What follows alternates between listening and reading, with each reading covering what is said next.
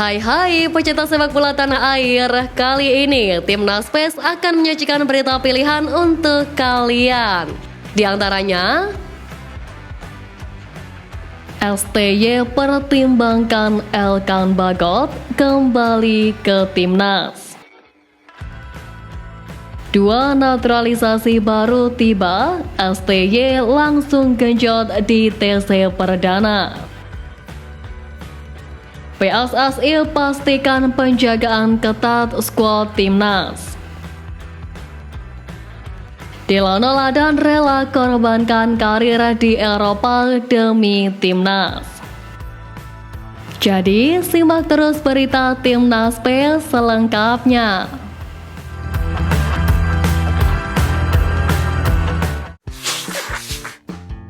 PSSI menerapkan pengamanan ketat di hotel tempat para pemain Timnas Indonesia menginap menjelang laga uji coba internasional dan kualifikasi Piala Dunia 2026. Anggota Komite Eksekutif PSSI Arya Sinulinga mengatakan pihaknya bekerjasama dengan pihak keamanan hotel dan juga kepolisian. Peraturan ini diterapkan salah satunya untuk menjaga kondisi kesehatan fisik dan mental pemain selama menjalani agenda pertandingan. Sebelumnya, pada laga kualifikasi Piala Dunia 2026 Maret lalu, beberapa pemain Timnas Indonesia terpapar virus sehingga membuat mereka harus dirawat di rumah sakit. Seperti Rafal Struijk, Ivar Jenner, Nadeo Argawintata, dan Muhammad Riyandi. Kondisi tersebut merugikan Timnas Indonesia sebab Struijk sampai harus absen pada pertandingan kedua melawan Vietnam. Dalam 2 kali pertemuan dengan The Golden Star Warriors saat itu, skuad Garuda mampu meraih kemenangan dengan skor 1-0 pada pertandingan pertama di Jakarta dan 3-0 pada pertandingan kedua di Hanoi. Arya mengatakan saat ini penjagaan ketat baru diterapkan di hotel. Pemain yang ngebat memperkuat Timnas Indonesia, Delano Ladan, tertarik untuk melanjutkan karirnya di Liga 1 Indonesia. Hal itu diketahui dalam wawancara yang dilakukan akun Instagram @halfblood_Indonesia dengan penyerang 24 tahun tersebut. Kontrak saya akan berakhir bulan ini, saya mencoba bermain di Indonesia, kita lihat saja nanti. Saya dengar beberapa klub akan mulai pada 12 Juni. Mungkin di situ saya akan menentukan pilihan saya, ujar Delano.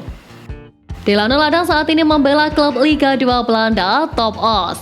Dari 30 penampilan di Liga 2 Belanda musim ini, Delano Ladan mampu mengemas 3 gol. Secara pengalaman, Delano Ladan cukup oke. Ia pernah membela ADO Den Haag, FC Cambuur, hingga tim muda Feyenoord Rotterdam. Akan tetapi, keputusan itu dirasa kurang bijak. Delano yang masih muda diharapkan terus berkarir di Eropa yang punya kualitas kompetisi lebih baik ketimbang di Liga 1. Rafal Struijk dan Ivar Jenner menjadi pemain naturalisasi ke-6 dan ke-7 yang dipastikan sudah bergabung dengan Timnas Indonesia. Keduanya datang pada Selasa 28 Mei dini hari tadi. Ivar Jenner diketahui datang berbarengan dengan Rafal Struijk. Jenner merupakan gelandang andalan Sintayong. Meski masih berusia 20 tahun, dia telah mengamankan tempatnya di tim utama. Kehadiran Jenner bahkan memaksa juru taktik asal Korea Selatan itu mencadangkan Mark Klok dan belakangan bahkan tidak membawa gelandang Persib Bandung itu ke dalam skuad. Sementara Rafal Struijk diharapkan bisa tampil tajam untuk Timnas Indonesia setelah performanya kurang meyakinkan dalam laga kualifikasi Piala Dunia 2026 Maret lalu. Sebelumnya, 5 pemain lain sudah lebih dulu hadir yakni Santi Wos, Sen Batinama, Ragnar Oratmangun, Nathan Chuaon, dan Tom Hai. Timnas Filipina telah mengumumkan daftar 28 pemain untuk menghadapi Vietnam dan Indonesia di kualifikasi Piala Dunia 2026. Menariknya, 22 dari 28 pemain tersebut merupakan pemain abroad atau yang berkarir di luar negeri. Hal ini menunjukkan tekad Filipina untuk meraih hasil maksimal di 2 laga krusial ini. Filipina memang terkenal dengan banyak pemainnya yang berkarir di luar negeri. Hal ini terlihat dari daftar pemain yang dipanggil kali ini. Sebanyak 78% pemain merupakan pemain abroad yang tersebar di berbagai liga di Asia, Eropa, dan Amerika Utara. Sama halnya dengan Timnas Indonesia yang berisikan banyak pemain naturalisasi, pertemuan keduanya di GBK akan menjadi pertandingan adu kuat para pemain naturalisasi tersebut. Kiper naturalisasi Timnas Indonesia Marten Paes merilis unggahan yang mengisyaratkan perasaannya usai belum bisa memperkuat skuad Garuda.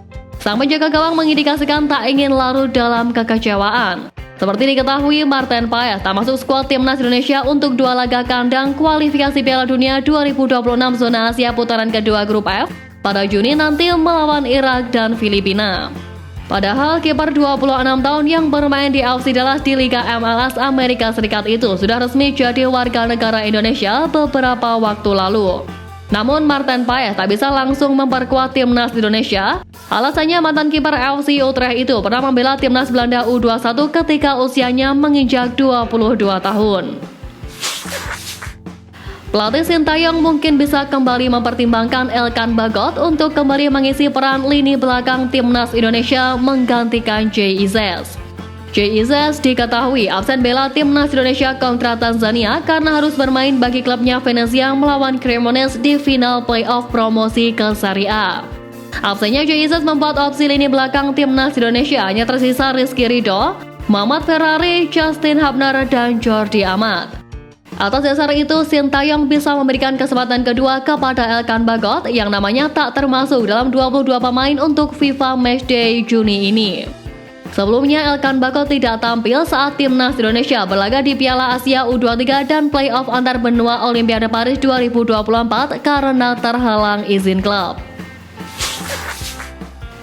Tanzania jadi calon lawan timnas Indonesia di laga persahabatan pada Minggu 2 Juni nanti. Peluang Indonesia menang cukup bagus karena Tanzania punya rapor buruk di tahun ini. Tanzania sudah melakoni 8 laga sepanjang tahun ini termasuk saat tampil di Piala Afrika. Dalam 8 duel tersebut Tanzania meraih 2 kemenangan, 2 hasil imbang dan 4 kekalahan. Saat tampil di Piala Afrika 2024, Tanzania tidak bisa berkutik. Mereka kalah 0-3 dari Maroko dan hanya bermain imbang 1-1 lawan Zambia dan 0-0 lawan Kongo. Meski gagal lolos ke babak berikutnya, Tanzania setidaknya bisa sedikit berbangga hati karena bisa mencuri poin lawan Zambia dan Kongo yang punya peringkat FIFA lebih baik. Tanzania baru bisa menang pada FIFA Matchday yang digelar Maret lalu. Setelah kalah 0-1 dari Bulgaria, Tanzania menang 3-0 lawan Mongolia. Tanzania lalu memetik kemenangan lagi pada duel di bulan Mei saat mereka 2 kali berjumpa Sudan. Tanzania sempat kalah 1-2 dari Sudan di pertemuan pertama, lalu membalas lewat kemenangan 1-0 di laga kedua.